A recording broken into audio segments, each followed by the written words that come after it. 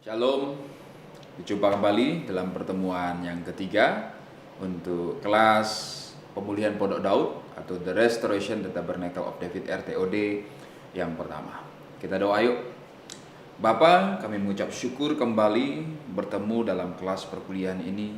Tuhan, Engkau yang menyertai setiap kami. Demikian diskusi-diskusi sebelumnya, hamba-Mu percaya setiap kami semakin terus memahami rencana Tuhan dalam kehidupan kami, bagaimana kami harus bersikap dalam pelayanan, dan apa yang Alkitab katakan tentang rencana Tuhan melalui pelayanan yang sedang kami geluti, ya Tuhan Yesus. Terima kasih Tuhan, kami serahkan kelas ini ke dalam tangan-Mu. Engkau yang memimpin, membimbing setiap kami. Dalam nama Tuhan Yesus kami berdoa dan ucap syukur. Haleluya, sama-sama katakan amin. Puji Tuhan. Nah, kita masuk ke bab yang kedua, siapkan diktat saudara. Pemulihan Pondok Daud secara rohani menurut pelajaran tabernakel. Sudah pernah dengar tabernakel kan? Dalam pertemuan pada pelajaran-pelajaran yang lain pasti kita sudah mendengar, atau kemarin kita sudah mendengar tentang tabernakel. Ada maket, ada sketsa dari tabernakel itu memiliki makna secara rohani juga. Nah, pelajaran tabernakel secara lahiriah, kita harus mengacu dulu kepada apa yang firman Tuhan katakan kepada Nabi Musa dalam kitab Keluaran pasal 25 ayat yang ke-8 ini. Dikatakan demikian, dan mereka harus membuat tempat kudus bagiku, supaya aku akan diam di tengah-tengah mereka. Ayat yang 9, menurut segala apa yang kutunjukkan kepadamu sebagai contoh kemah suci dan sebagai contoh segala perabotannya, demikianlah harus kamu membuatnya. Nah, ada sebuah ketentuan yang Tuhan tetapkan bagaimana membentuk sebuah tabernakel. Dan di dalam ketentuan itu, Tuhan sebenarnya sedang menyampaikan sebuah pesan profetis bagi setiap kita, gereja Tuhan. Nah, kita lanjutkan. Firman Tuhan berkata demikian. Ya, yang punya Alkitab buka Alkitabnya atau lewat laptop kalian, ikutin pembacaan firman Tuhan ayat yang ke-10 dari Keluaran pasal 25. Ya. Haruslah mereka membuat tabut dari kayu penaga 2,5 hasta panjangnya, 1,5 hasta lebarnya, dan 1,5 hasta tingginya. Haruslah engkau menyalutnya dengan emas murni dari dalam dan dari luar. Engkau harus menyalutnya, dan di atasnya harus kau buat bingkai emas sekelilingnya. Haruslah engkau menuang 4 gelang emas untuk tabut itu, dan pasanglah gelang itu pada keempat penjurunya, yaitu 2 gelang pada rusuknya yang satu dan 2 gelang pada rusuknya yang kedua. Engkau harus membuat kayu pengusung dari kayu penaga dan menyalutnya dengan emas. Haruslah engkau memasukkan kayu pengusung itu ke dalam gelang yang ada pada rusuk tabut itu, supaya dengan itu tabut dapat diangkut.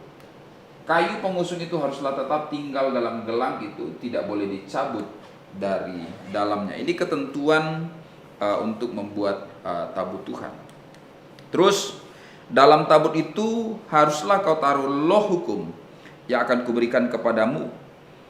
Juga harus membuat tutup pendamaian dari emas murni 2,5 hasta panjangnya dan 1,5 hasta lebarnya.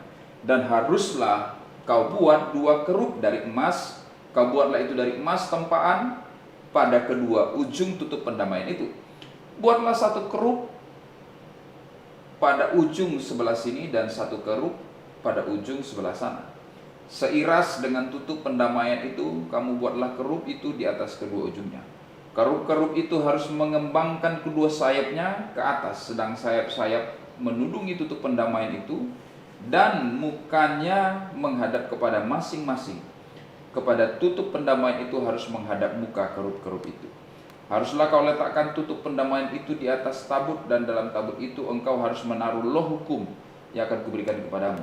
Dan di sanalah aku akan bertemu dengan engkau, dan dari atas tutup pendamaian itu, dari antara kedua kerup yang di atas tabut hukum itu, aku akan berbicara dengan engkau tentang segala sesuatu yang akan kuperintahkan kepadamu untuk disampaikan kepada orang Israel. Nah, ini miniatur dari tabut perjanjian, ini gambarannya. Ini penjelasan dari apa yang kita baca dalam Keluaran tadi. Ya. Nah, Isi tabut kita sudah jelaskan kemarin dalam Ibrani pasal yang ke-9 ayat yang keempat.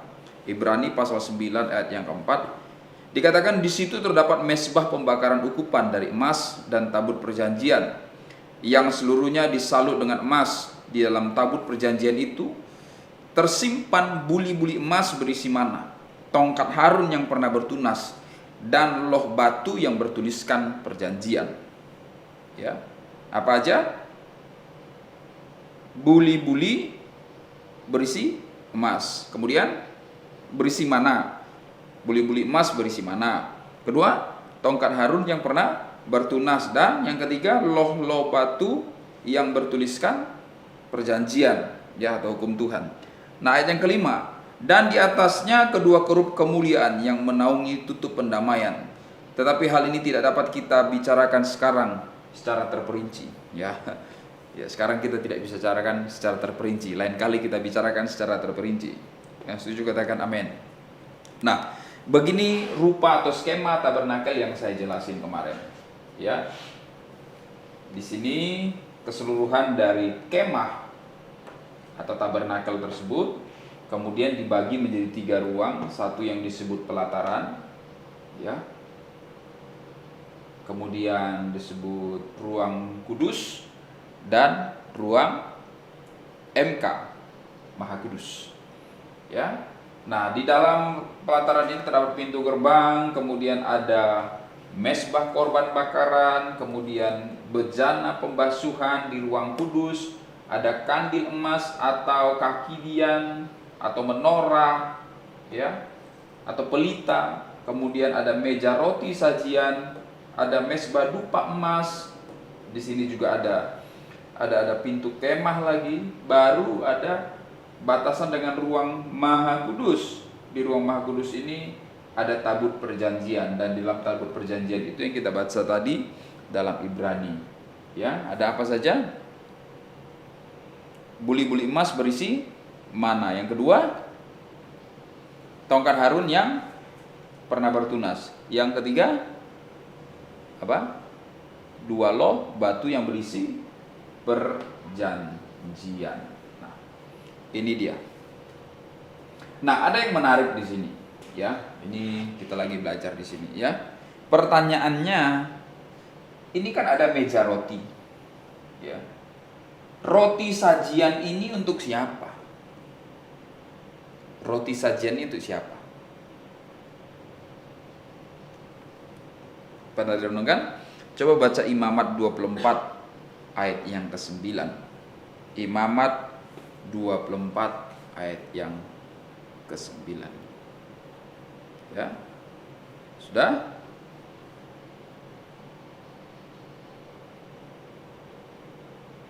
Sudah? Yuk. Jelaskan. Dari ayat itu, maka tahulah kita bahwa roti sajian itu dikonsumsi atau dimakan oleh siapa? Para imam. Di mana dimakannya? Di ruangku kudus. Ya. Jadi luar biasa, Tuhan memperhatikan para imam yang melayani di dalam rumah Tuhan. Jadi kalau ada konsumsi dalam ibadah kita, itu alkitabiah. Tapi bukan untuk dibawa pulang. Ya.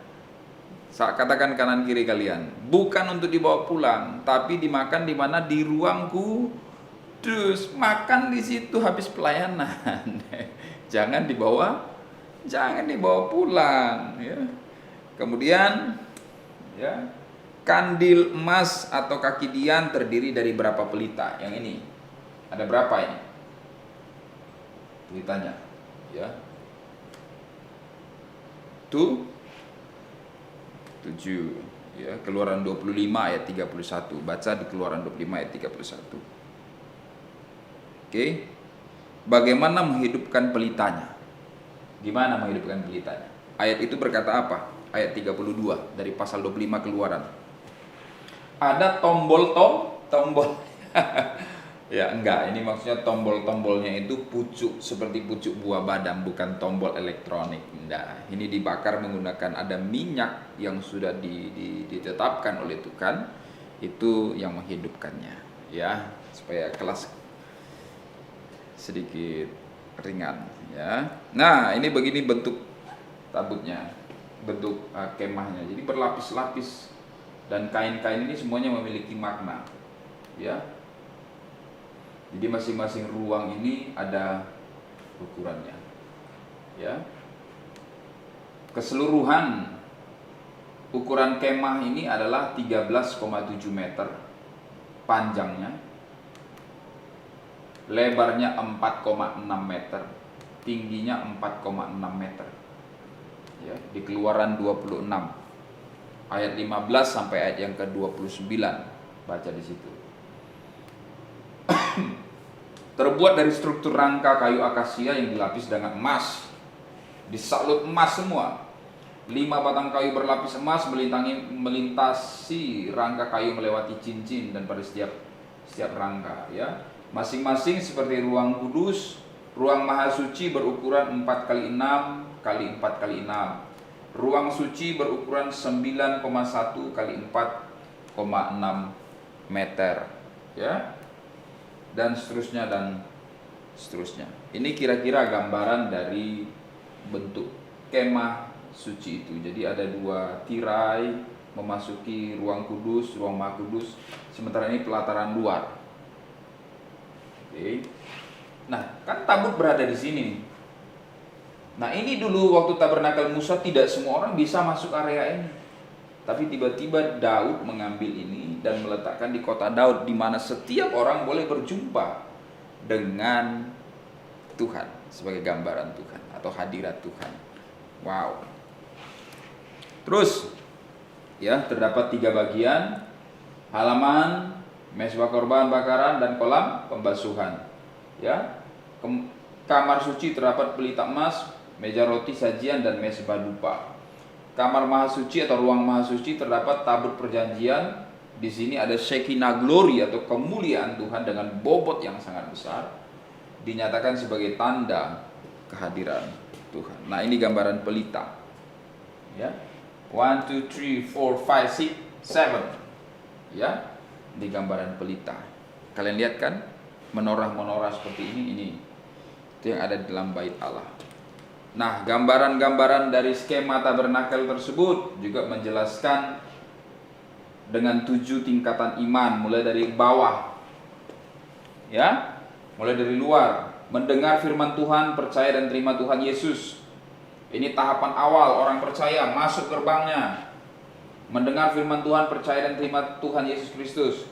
Masuk pada tingkatan kedua, menyesal dan bertobat. Masuk pada tingkatan ketiga, menggambarkan api ini, ya, mengeluarkan buah-buah pertobatan, melaksanakan baptisan air, kemudian baptisan Roh Kudus, gambaran pelita, ya, kemudian masuk lagi karunia-karunia rohani, buah-buah roh, jawatan, ya, buah-buah roh, karunia-karunia roh, jawatan, dan sempurna.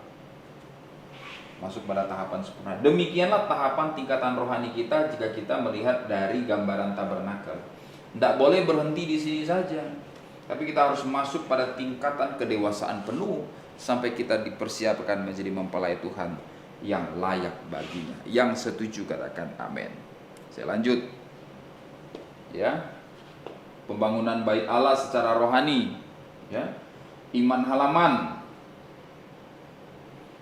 Nah, pembangunan iman mulai dari tingkat 1 sampai 4, yaitu berhenti sampai pada baptisan air dalam tabernakel masih berada di halaman.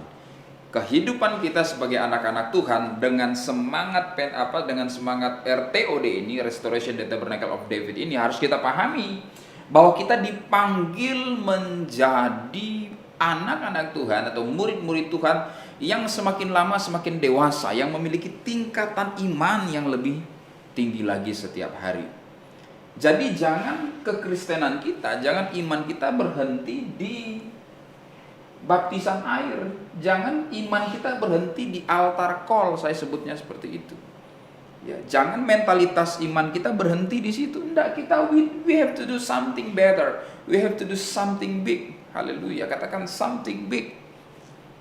Ya. Jadi jangan berhenti di halaman, masuk lagi. Di situ kan kita sudah baca ada buah roh, ada karunia roh, masuk dalam jawatan pelayanan. Jadi jangan sampai iman kita atau kekristenan kita berhenti di halaman. Berkutat di masalah pertobatan, ampuni aku Tuhan, salah lagi, ampuni aku Tuhan. Memang kita harus hidup dalam pertobatan setiap hari, tapi bukan melakukan kesalahan yang tidak pernah kita menangkan. Jangan berhenti di situ. Kekristenan kita tidak berhenti di baptisan. Move on, ya, moving forward, lebih lagi. Kemudian pembangunan iman dan seterusnya, masuk ruang masuci, ya, mencapai tingkat ketujuh, mengeluarkan buah roh, menjadi gereja Tuhan yang sempurna, tubuh, jiwa dan roh, dan menjadi mempelai yang dipertunangkan dengan Tuhan Yesus. Haleluya. Saudara adalah mempelainya Tuhan Yesus. Siapkan diri. Sudahkah engkau siap sedia? Amin. Standar Tuhan, ya. Wahyu 11 ayat 1 sampai 2. Kemudian diberikanlah kepadaku sebatang bulu seperti tongkat pengukur rupanya dengan kata-kata yang berikut: bangunlah dan ukurlah bait suci Allah dan mesbah dan mereka yang beribadah di dalamnya. Tetapi kecualikan pelataran bait suci yang di sebelah luar, janganlah engkau mengukurnya, karena ia telah diberikan kepada bangsa-bangsa lain dan mereka akan menginjak-injak kota suci 42 bulan lamanya. Ya. Nah, ini menjelaskan standar Tuhan bahwa kita tidak boleh berhenti di mana? Di pelataran, sebab pelataran dikecualikan, ya. Untuk apa?